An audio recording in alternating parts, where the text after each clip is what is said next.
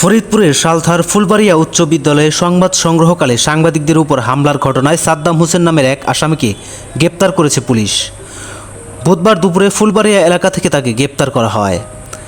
গ্রেপ্তারের বিষয় নিশ্চিত করে সালথা থানার ওসি মোহাম্মদ আতর রহমান বলেন, স্কুলে সংবাদ সংগ্রহে গেলে সাংবাদিকদের উপর হামলা করা হয়। খবর পেয়ে ঘটনাস্থলে গিয়ে সাংবাদিকদের উদ্ধার করা হয়। এ ঘটনায় একটি মামলা হয়েছে। মামলার আসামি সাদ্দাম হোসেনকে দুপুরে পুলিশ গ্রেপ্তার করেছে। বাকি আসামিদের গ্রেপ্তারের চেষ্টা চলছে।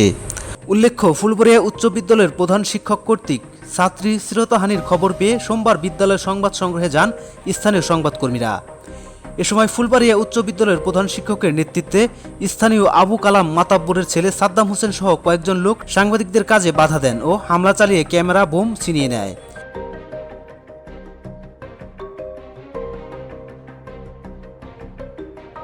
2024 তারিখ নগরকান্দা এবং সালতার সাংবাদিকগণ ফুলবাড়িয়া উচ্চ বিদ্যালয়ে একটা সংবাদ সংগ্রহ করার জন্য গেলে ওখানে কিছু লোক তাদেরকে সংবাদ সংগ্রহ করতে না দিয়া তাদের উপর আক্রমণ করে। সেই আক্রমণের বিষয়ে সাংবাদিক থেকে আমরা একটা লিখিত অভিযোগ পেয়েছি এবং এই সংক্রান্ত মামলা হয়েছে এবং ওই মামলার যে মূল হোতা সাদ্দাম হোসেনকে আমরা ইতিমধ্যেই গ্রেপ্তার করেছি।